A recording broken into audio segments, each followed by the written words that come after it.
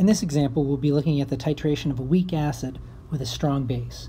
Specifically, we'll be looking at the reaction of acetic acid, which I'll call HAC, with sodium hydroxide.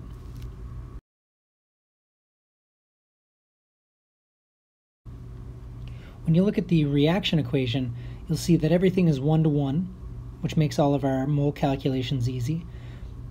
But you will see that one of the products is the acetate ion, written here as AC-.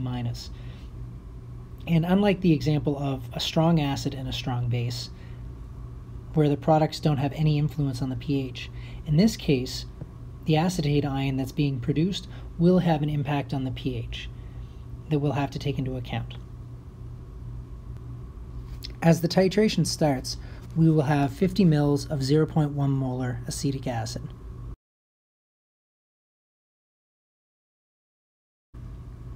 And before any base is added, we can calculate the pH using an ice table.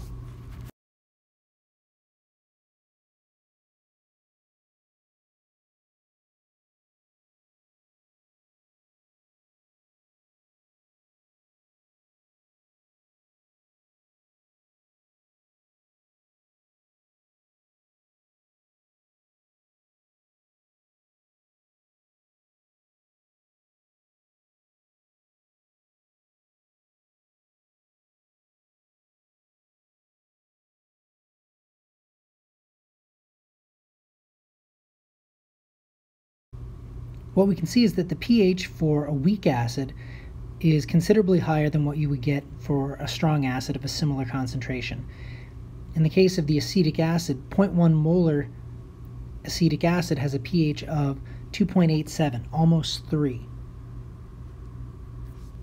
If we were working with a similar concentration of something like HCl, the initial pH would be down around 1.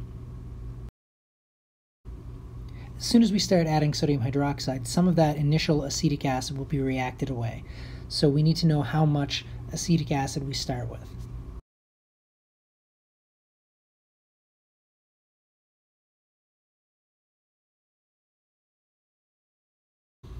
Initially, we start with 0.005 moles of acetic acid.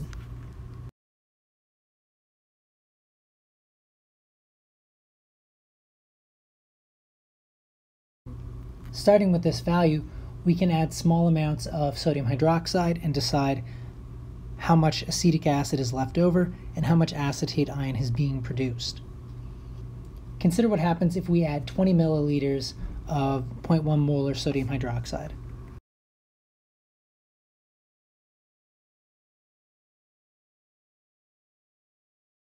Before the two reactants actually react, initially there is 0 water being produced, 0 sodium ions, and 0 acetate ions being produced. Because this is a 1-to-1 reaction, whichever of the reactants has the smallest number of moles will be limiting, and we can use that information to work out how much is left over.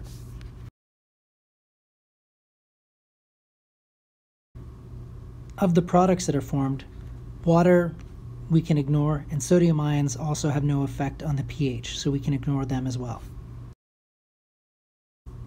And what this leaves us with after the reaction's completed is a solution that has 0.003 moles of acetic acid and 0.002 moles of the acetate ion. So we have a weak acid and its weak conjugate base in appreciable amounts, and that means that we have a buffer system.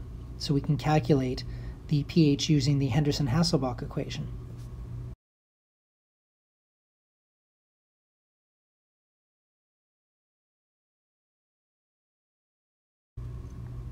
So we find that after the addition of 20 milliliters of 0.1 molar NaOH, our new pH is 4.56.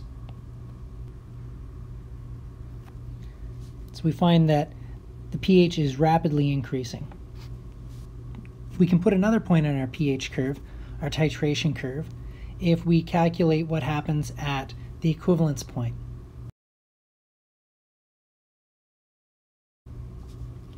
We know that we initially started out with 0.005 moles of acetic acid, and at equivalence, because this is a 1-to-1 mole ratio, we must have exactly the same number of moles of sodium hydroxide.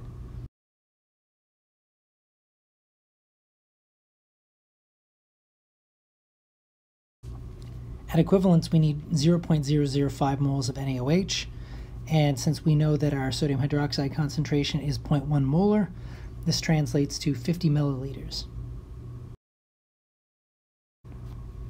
So we know that our equivalence point will lie somewhere on this dotted line. So when we've added 0.005 moles of NaOH, we can see what's left over in solution.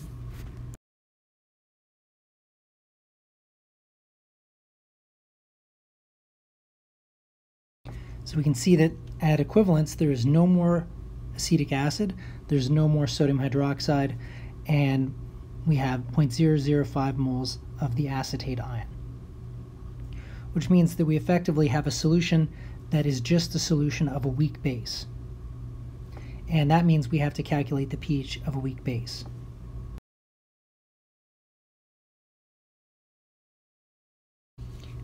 And to calculate the pH of a solution of a weak base, we need to use an ice table, which means we need a concentration of the acetate ion.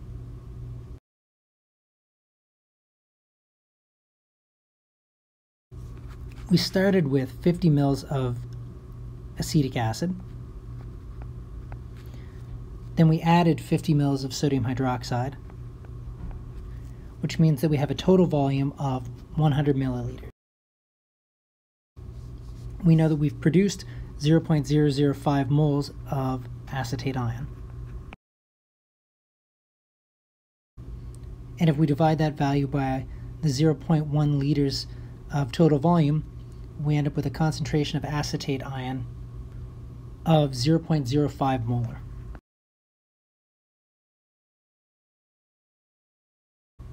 Now, if we want to solve for the pH of our acetate ion solution, we're going to need to calculate the equilibrium value of OH minus, and from that calculate a pH. In order to do this, we need the acetate ion's Kb value. If you don't know the Kb value for the acetate ion, you might know the Ka value for its conjugate acid, acetic acid.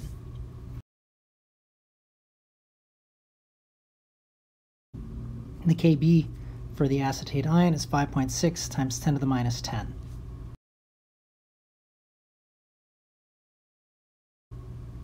And that leaves us with an OH minus concentration of 5.3 times 10 to the minus 6 molar. And we can use that value to calculate the pH.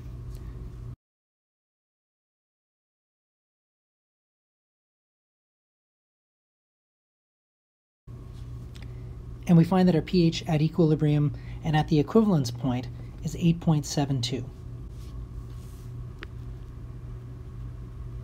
This is considerably higher than you would get for a strong acid with a strong base titration, which would have an equivalence point at 7, at a pH of 7. After you've reached the equivalence point, there's no more of the initial acetic acid in solution. All you have in solution is whatever's produced by the acetate ion. And after you reach equivalence, if you keep adding sodium hydroxide, your pH will shoot up dramatically. And this is because when you add OH minus ions directly from the NaOH, you increase the pH a lot faster than you would do if you were adding similar amounts of the acetate ion. Acetate ion will produce OH minus, but a lot less efficiently than directly adding the OH minus.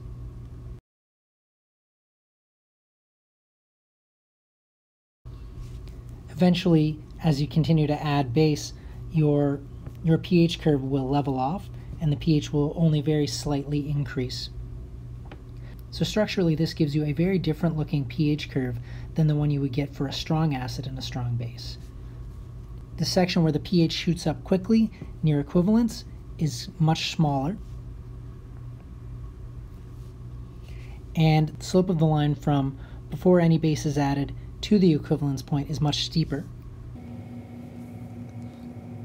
And you've come to the conclusion that there are several different ways to calculate a pH when you're doing this type of titration. Between zero base added and the equivalence point, you have to calculate it as if it's a buffer. at the equivalence point, you have to calculate the pH using a weak base. And after the equivalence point, you can calculate the pH directly based on the amount of OH that has been added from the strong base.